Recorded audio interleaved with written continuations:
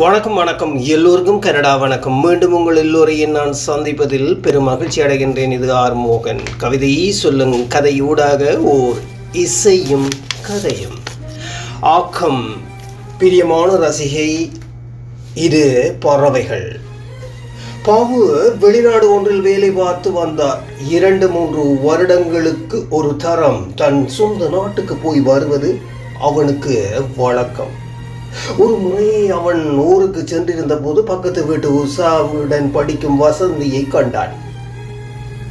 அவளை கண்ட முதல் நாளில் அவனுக்குள் ஏதோ ஒரு உணர்வு அலையாக ஓடியது.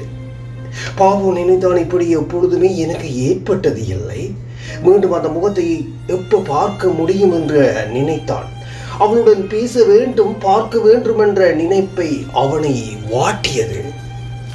ஆனால் பாபுக்கு சந்தர்ப்பம் கிடைக்கவில்லை. திடீரென ஒரு நாள் பக்கத்து வீட்டு உஷா வீட்டிற்கு வந்து, என் தம்பியின் பிறந்த நாள் கொண்டாட்டத்திற்கு எங்களுக்கு அழைப்புதல் கொடுத்துவிட்டு என்னை பார்த்து, அண்ணா நீங்களும் கட்டாயம் வர வேணுமா என்று சொல்லிவிட்டு போய்விட்டார்.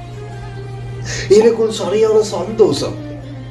அங்கு போனால் வசந்தியை பார்க்கலாம், அவருடன் பேச வேண்டும் என நினைத்தான். அந்த நாளும் வந்தது.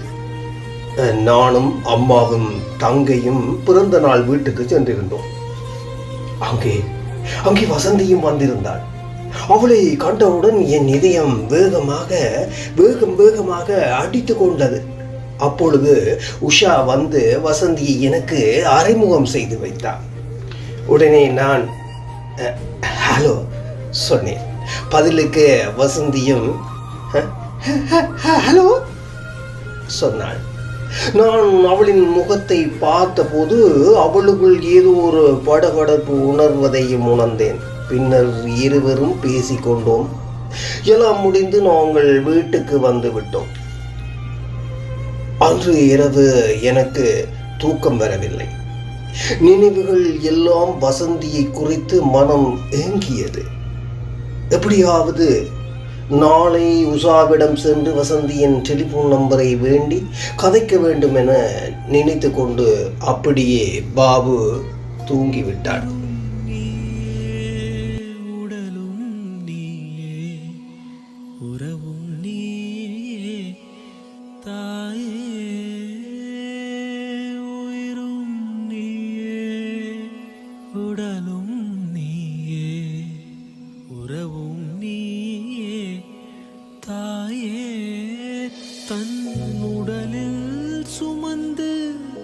உயிரை பகிர்ந்து உருவம் தருவாய் நீயே, தன் உடலில் சுமந்து உயிரை பகிர்ந்து உருவம் தருவாய் நீயே.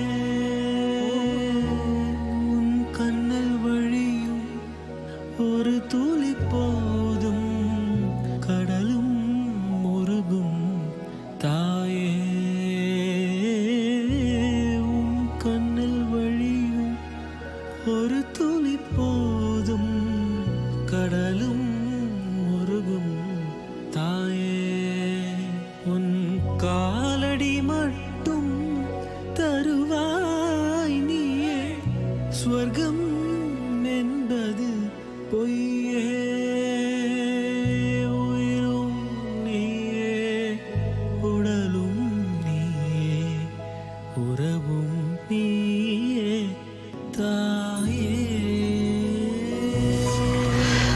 காலை எழுந்து அம்மா சுட்ட தோசையை சாப்பிட்டு விட்டு பாபு உஷா வீட்டுக்கு சென்று அவளிடம் எல்லாவற்றையும் சொன்னான்.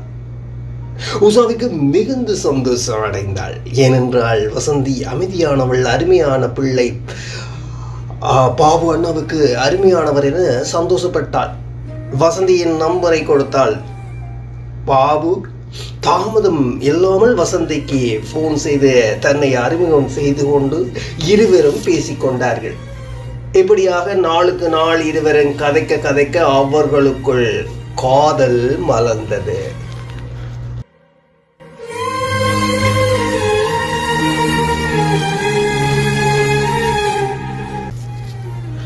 பாபு எப்பொழுதும் வசந்தியை பார்த்து சொல்லுவான், காதல் காதல் என்றால் என்ன என்று உன்னை பார்த்த பிறகுதான் தெரிகிறது. நீ நீ இல்லாத வாழ்க்கையை என்னாலே நீ வாழ முடியாது என்று பாபு சொன்னபோது வசந்தியின் கண்களில் இருந்து கண்ணீர் வடிந்தது. நாங்கள் கொஞ்ச காலம் பழகி இருக்கிறோம். ஆனால் நீங்கள் என் மேல எவ்வளவு பாசம் வச்சிருக்கிறீர்கள். நான் உங்களை அன்பை பெற கொடுத்து வச்சிருக்கணும். நான் அப்படியே அவளை அணைத்து கொண்டேன்.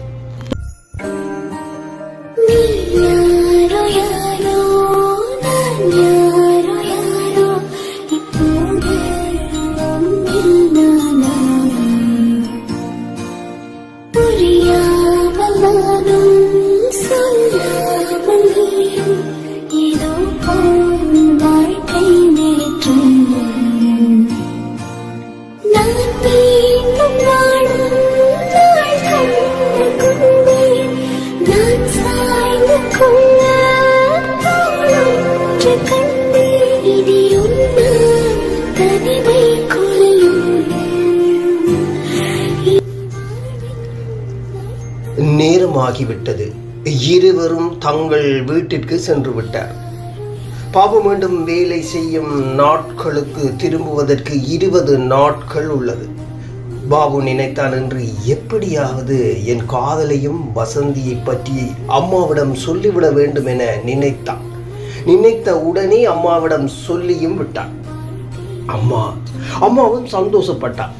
வசந்தியை பற்றி அம்மாவுக்கு தெரியும், அதனால் மறுப்பு ஒன்றும் சொல்லவில்லை. பாபு அடுத்த நாள் உஷாவின் உதவியுடன் பெண் பார்க்க போனார்கள். இரு வீட்டாரும் சம்மதம் சொல்லி எல்லாம் பேசி முடித்தார்கள். வசந்தியின் அப்பா கேட்டார், தம்பி, நீங்கள் இன்னும் கொஞ்ச நாளில உங்களோட நாட்டுக்கு போக போறீர்கள், என்ன மாதிரி என்று கேட்டார்.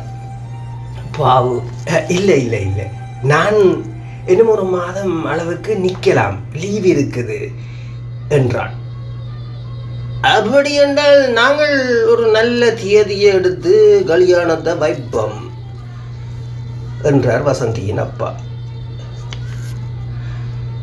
அப்படியாக திருமண நாளும் வந்தது. எல்லாம் அழகாகவும் அருமையாகவும் நடந்து முடிந்தது. 2 நாட்களுக்கு பின்னர் பாபு வசந்தியை கூட்டிக் கொண்டு வானில் வானில் வானில் பறக்கும் பறவைகள் போல் பறந்து சென்றார்கள். நன்றி, மீண்டும் சந்திப்போமாக்கும் பிரியமான ரசிகை. நன்றியுடன் ஆர் மோகன்.